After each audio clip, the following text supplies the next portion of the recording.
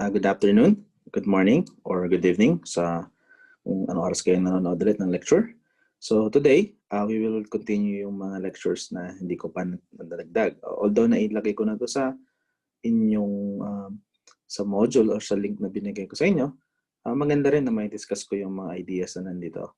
So since na-discuss na natin hanggang model ni Copernicus, which means doon nag-start na magkaroon tayo ng notion na what if nagmo-move talaga yung Earth.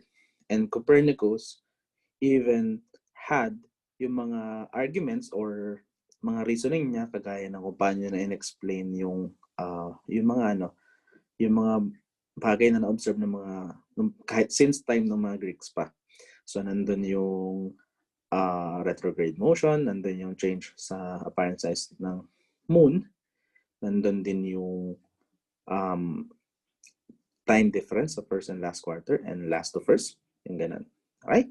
So let's continue. So here, we will discuss yung comparison sa model ni Ptolemy and ni Copernicus. And yun nga, mas titingnan natin in most detailed yung mga scientific arguments. So bakit nung time na yun, paano sila tinanggap or paano inaccept ba or paano dinebunk yung theory ni Copernicus. Okay? So, ayun, nung time na yun, how did the Copernican model stand as a scientific model nung time na yun, diba? So, and compelling kasi mas favorable pa rin yung scientific view na yung two domains view, so you have celestial and terrestrial, and mas pinapanigan pa rin nila yung Earth-centered view and yung Aristotelian physics. So, nandun yung mga nasa quiz to, kung naalala nyo. So, kaya hindi siya masyadong tanggap ng time na yun.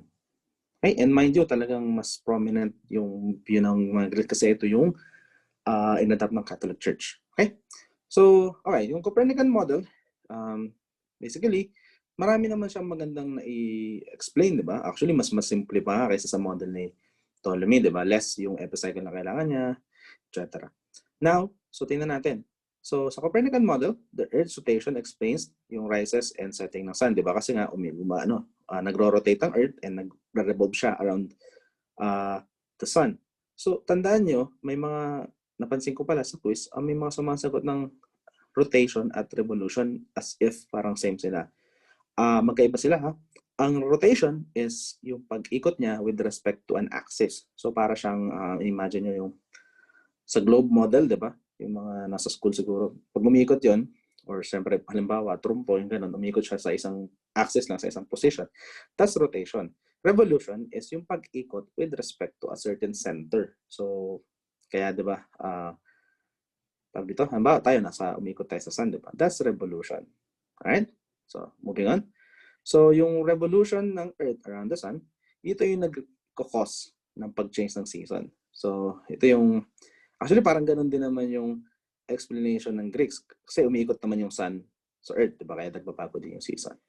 Okay, next. Yung pag-move ng Earth, nagkukause ito ng retrograde motion ng planets. So, pinakita natin, diba, yung example na Mars at Earth. Diba? Okay. So, after nung time ni Copernicus, doon na nagsimulang mag-develop ang tinatawag nating area of study na astronomy. So, tingnan natin itong mga to. So, sa Northern Europe, meron isang nobleman. Actually, he's a rich guy. He was a rich guy. Maraming pwedeng basa dito sa name niya. So, it could be Tycho Brahe, mga ganun. So, basically, known siya for his precise and accurate observations sa apparent planetary position. Apparent kasi, di ba, dito, hindi naman kasi di ba nagmo-move nga, di ba? So, hindi nila sure kung alin talaga yung nagmo-move ng time na to. Kasi nandun pa rin yung arguments kung ano yung tamang model ng universe. Okay? So, si Tycho Brahe, he actually created a tinatawag ng compromise model kasi hindi pa rin nag-agree kasi yung Copernican model and Ptolemaic model. So, ang sabi niya, ganito. So, you can see here, na ang sabi niya, Sun, Moon, and stars ay nag-orbit around the Earth. So, tingnan niyo dito. So, ito yung Earth. Okay? Ito yung Sun. nandito yung ibang mga stars or even the planets. Okay? Umiikot sila around the Earth. Pero, other planets, and the Earth and other planets orbiting around the Sun. So, kung tingnan nyo, ito yung Sun, umiikot sa kanya itong ibang planets. So, may orbit dito. Okay? So tinatawag siyang compromise model kasi pinaghalo yung geocentric and earth-centric. Tama? Kasi there is a center of motion with respect sa mga planets. Okay? Lahat ay umiikot pa rin around the Earth, as you can see here. Pero yung ibang planets, umiikot pa rin around the Sun. Okay? So ganun lang yung tandaan nyo. Medyo komplikado lang siyang tingnan, pero simple lang siya actually. Bakit siya nag-came up dito? Okay? Kasi, again, na-mention nga na ano siya, yung mga observation niya is actually precise. And we will see that naman later on. Okay? Si Tycho Brahe, actually he made a lot of contributions. So, nandun yung mga precise observation niya. And mind you, noong time na to, wala pang telescope. So, ano lang to, as in, minamata niya lang to by the use of some sort of measuring device na para siyang dome. Makikita natin dito sa next right? And he even had good observation data ng motion ng Mars, kung makikita nyo. Okay? And ano pa ba? Ayan. Ito yung measurement sa parallax. Naalala nyo yung arguments kay Copernicus na kapag daw nagmumove, dapat may stellar parallax. And he was able to conclusively prove na wala talagang stellar parallax. Pero he has two possible conclusion. Una, Earth was motionless and as the center of the universe. Kasi di ba, hindi naman talaga gumagalaw ang Earth, so dapat hindi magpapabago yung position ng stars. Or, the stars were so far away na yung parallax ay sobrang small na to measure. Then lang yung questions nila. Ayun lang yung possible na scenario. As you can see, valid pa res itong argument na to. Bakit? Kasi hindi naman nila talaga malalaman kung umumove ang Earth, di ba? Or kung gaano kalayo yung stars. They had no way of knowing that. So ibig sabihin, up to this point, possible itong dalawang ito. Okay? So, ano pa? So, another contribution niya na sobrang importante is na-observe niya yung comet. Okay? May comet noong 1577. And as you know, ang comet kasi is para siyang di ba? Nagmo-move siya across the sky. And para siyang ball of fire. Okay? And you can see here na yung motion kasi ng comet is hindi mo siya kayang i-describe using circular motion. Okay? And then, ito pa, napakita niya na yung comet na yun, syempre kung hindi siya ma-describe in uniform circular motion, this contradicted yung mga teaching ng mga early Greeks. Diba? Kasi sabi nila uniform circular motion, and ano ba sabi pa nila ulit? Sabi nila, ang celestial domain is perfect and eternal. And ang elements sa terrestrial domain are earth, fire, water, and earth. Yung comet kasi, di ba, para siyang nag-aapoy nga. So, ibig sabihin, bakit may fire sa celestial domain? So, that meant na parang may nag-burn something sa celestial domain, which shouldn't be possible according sa mga Greeks. So, kung makikita nyo, itong dalawang to ay makikita nyo na hindi siya favor sa Greeks view. Okay? So, tandaan nyo lang itong mga to. Okay. Next. Okay. So, si Tycho Brahe, sabi nga natin, meron siyang dito, yung mga measurements na sobrang accurate. Pero syempre, kailangan niya assistant. Yung assistant na to is actually very famous sa atin. Actually, siya pa yung mas kilala natin.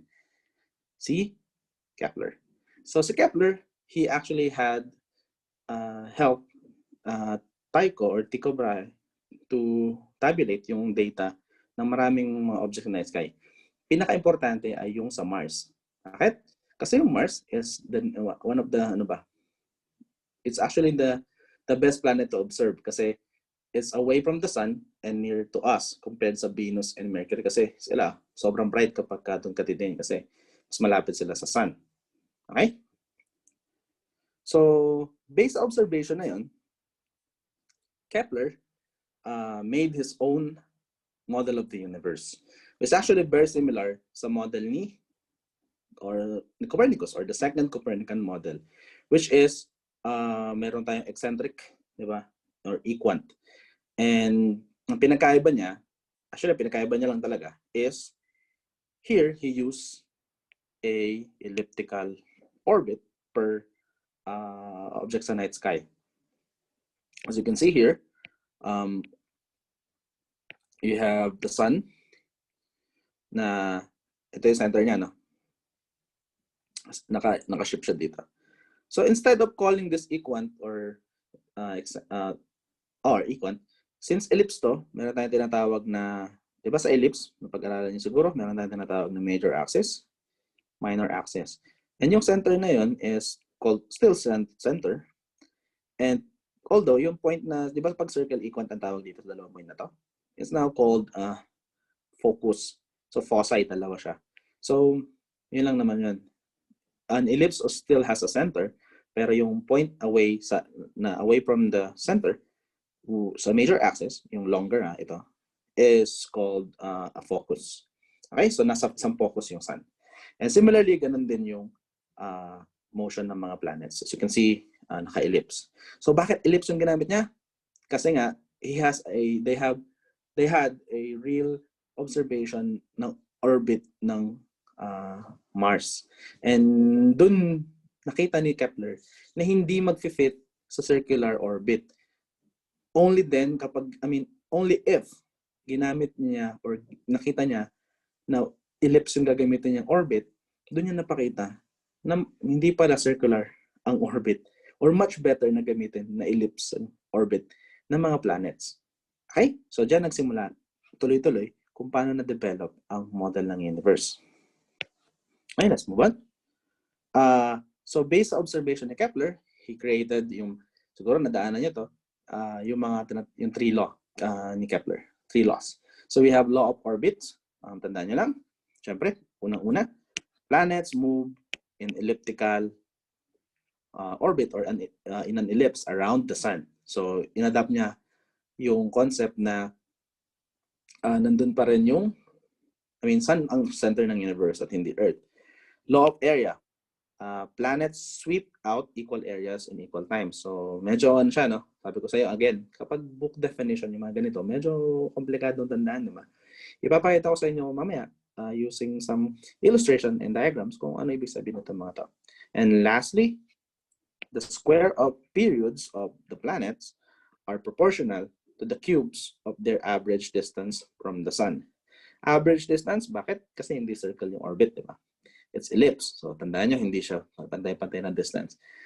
So, makikita nyo, ang period is yung kung gaano siya katagal nag-revolve around the sun, di ba? So, we will see then mathematically kung anong equivalent nito. Okay?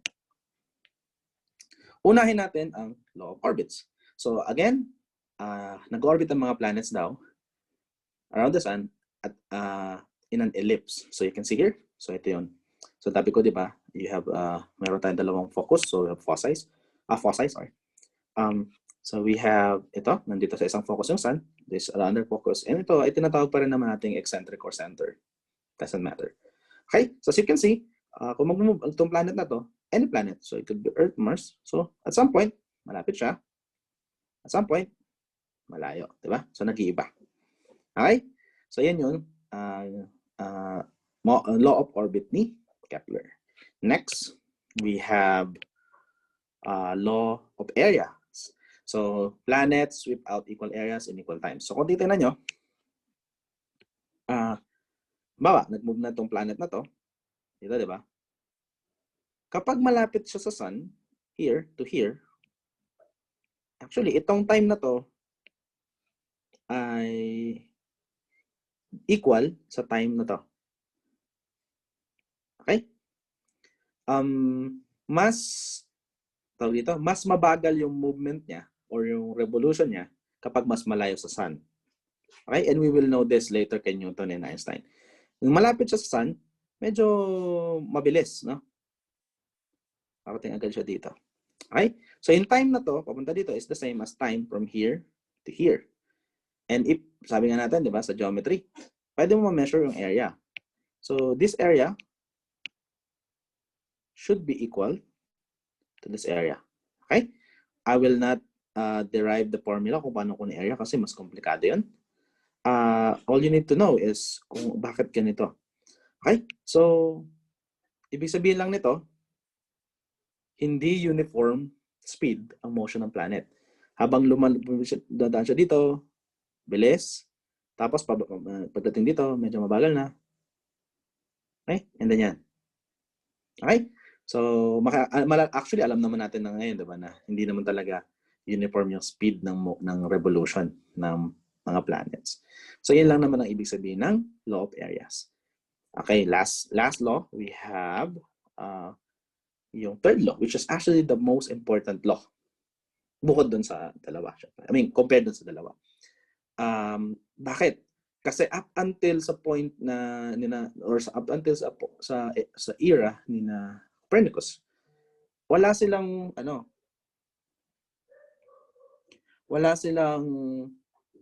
mathematical law na magbibigay o paano madederive yung mga measured values. Tama? So tingnan natin. So kung ang T ay Earth years, so kung gaano siya, ang Earth year is actually yung kung gaano katagal umiikot yung Earth around the Sun. And A is actually average distance. This is in astronomical unit. Okay? Nabanggit ko to sa first lecture. So A is the average distance between the Earth and the Sun or any planet and the Sun.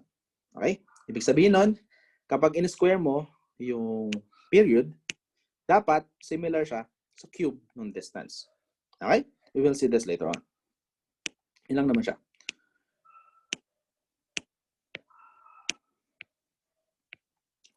So, we will discuss more of this sa susunod pang lecture. Okay? For now, let's move on muna. So, di ba kanina sa Northern Europe? Now, we move on sa Southern Europe naman. Kasi, syempre, ang development naman ng astronomy or science in general is hindi naman sa isang lugar lang. Okay? So, parang may mga iba-iba din lugar na nag-develop ng iba na sarili nilang ideas. Okay? So, sa Southern Europe, we have Galileo Galilei. So, si Galileo, nakatulong din siya, bukod kay Kepler, to prove na mali ang Ptolemaic model. Okay? So, ano yung mga notable contribution niya? He improved yung early telescope. Tandaan nyo, Galileo did not invent the telescope. He only improved yung existing na device. Actually, hindi naman siya ginagamit for astronomical observation. He improved it and ginamit niya for astronomical observation. Yun yung ginawa ni Galileo. And again, di ba tandaan nyo, siguro ng high school, he actually studied yung mga falling motion. Okay? Tandaan nyo, di ba, sa yung Aristotelian physics, yun yung mga ginamit ng argument against Copernicus. And Galileo was able to contribute doon sa mga ideas na para masabi na mali ang Aristotelian physics. Okay? Let's move on. So, ano yung mga na-observe ni Galileo? Di ba? Pinakita ko rin ano yung mga na-observe ni Tycho Brahe and Copernicus. Ngayon, kay Galileo naman, mga importante to guys, tandaan nyo. Una, he observed craters on the moon. Alright? He observed sunspots. He was able to see na may moon ang Jupiter or moons. Okay? Nakita niya rin na may phases ang Venus. Parang moon, di ba? Ang phases ay parang first quarter, last quarter, etc. Okay?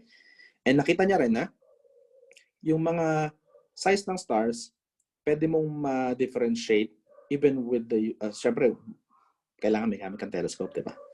And lastly, and importante, is supernova or what we call the explosion ng isang star. Okay, bakit importante itong mga to? Okay?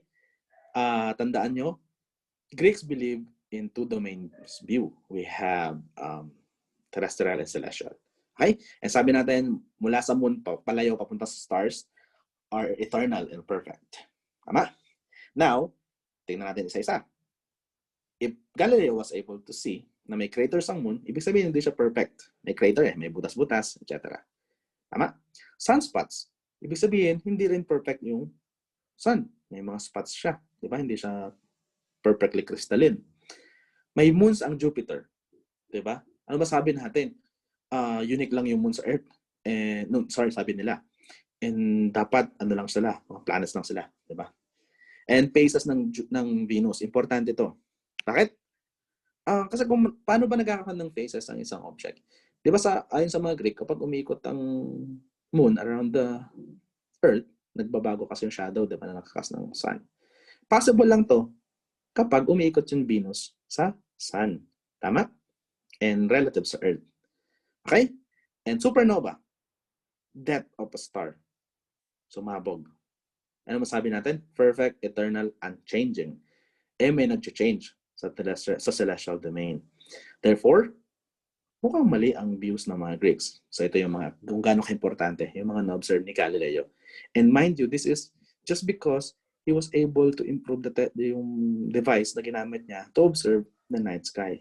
Tama? Kung wala yon, siguro hindi natin agad na develop yung body of knowledge na magsasabi na ito talaga yung picture ng universe.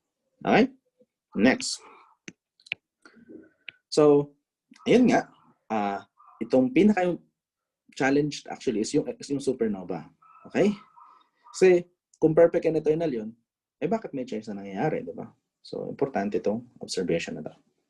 Okay. So, meron din yung mga sa book niya, pinakita niya yung crater sa moon, may drawing siya. So, hindi to perfect, di ba? Okay? So, ano pa ba? Yan.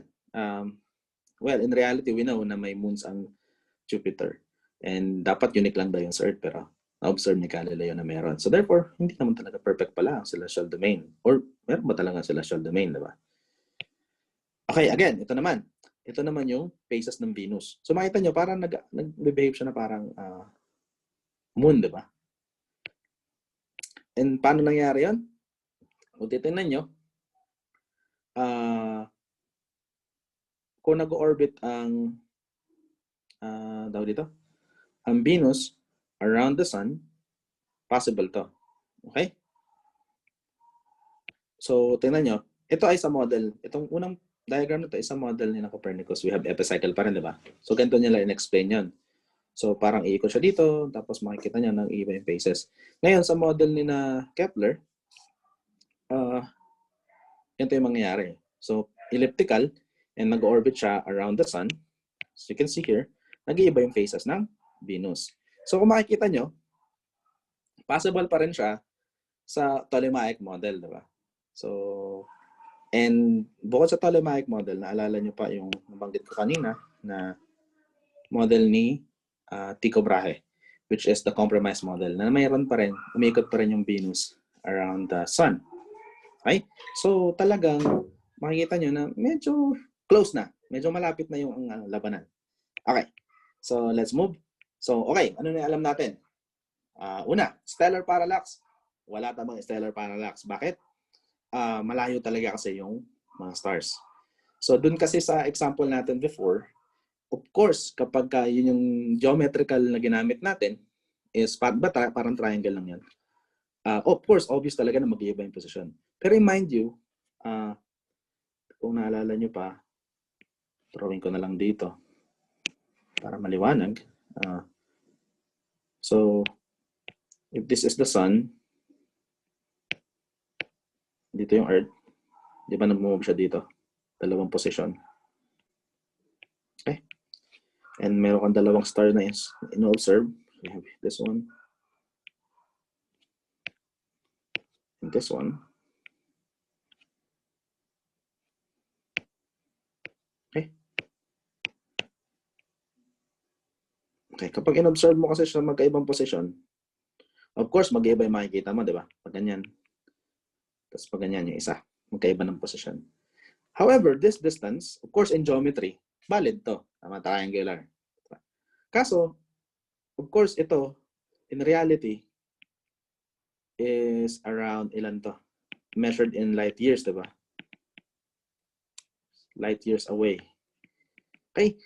So, 'di ba, kaya ako binanggit din yung yung 'di ba kapag nakatingin tayo sa daan or sa railroad, makikita niyo 'di ba parallel lang line 'yun, 'di ba?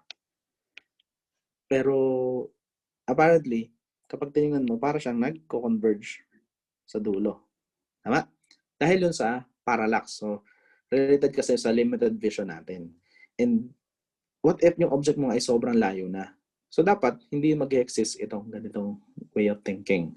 So, hindi talaga totoo na may parallax. Okay? Yun yung sabi ni Galileo. Alright, let's move on.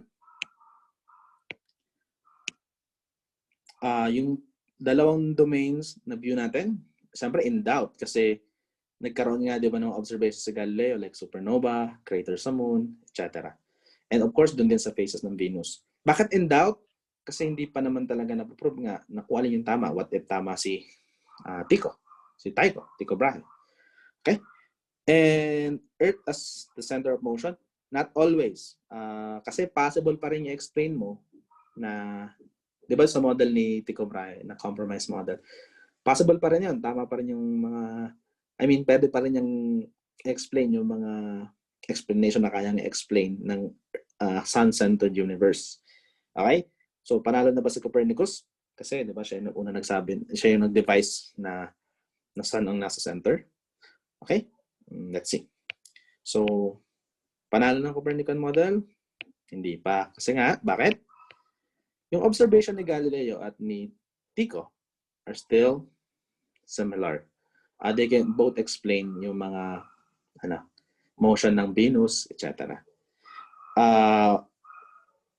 Ano pa ba? Hindi pa nasasagot yung mga objection against Aristotelian physics or Aristotelian mechanics. So, we'll see naman kung paano yun sinagot ni Galileo. Okay? So, we will discuss the next lecture, si Galileo and Aristotle. And we will focus on the question na how do objects move? So, paano, di ba? Si Aristotle, meron siyang sarili explanation kung, di ba, we have this type of different motion sa Earth or sa terrestrial domain. Galileo even had his own using his own observation. Okay? So, thank you for listening.